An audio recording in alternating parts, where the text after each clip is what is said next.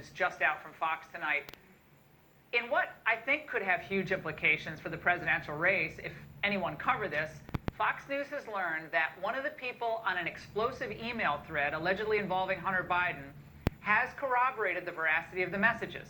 One email dated May 13, 2017, and obtained by Fox, includes a discussion of remuneration packages for 6 people in a business deal with a Chinese energy firm. The email includes a note that Hunter has some office expectations he will elaborate. Well, a proposed equity split references 20 for H and 10 held by H for the big guy.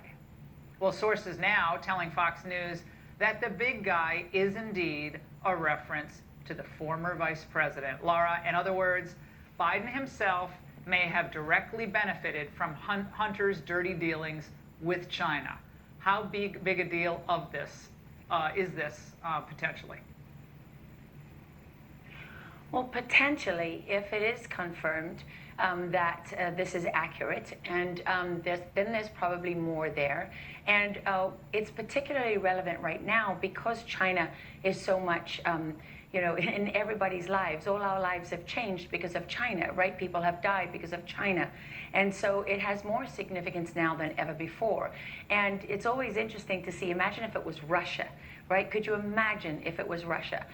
You know exactly what the reaction would be. It would be everywhere. It would be all the time. It would be treated as a definitive conviction, and it would never end, right? You'd never hear the end of it. And when you look at the difference in standards like that, that's one of the things that makes people in this country lose faith in the media, because people are not stupid. They see what happens, and they recognize why that's happening.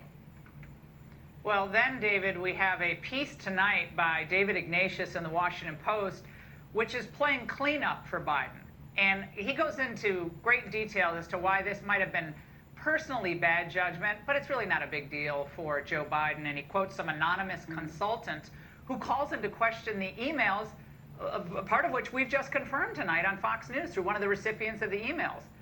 So, he made a mistake getting involved in a dubious company like Burisma, but the notion that Burisma undermines Joe Biden's case to be president, as he would say, is malarkey.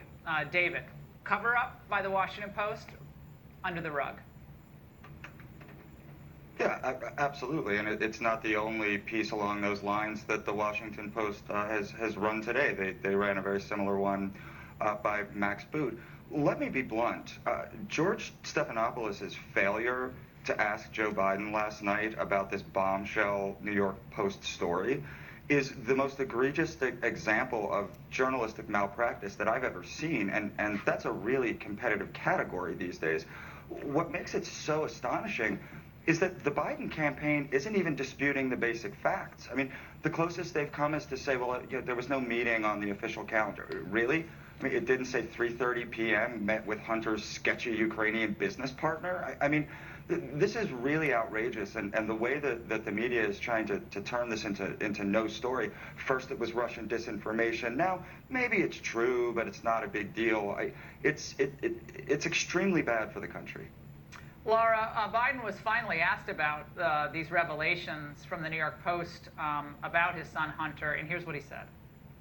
I know you'd ask it. I have no response. It's another smear campaign. It's right up your alley. They're the questions you always ask.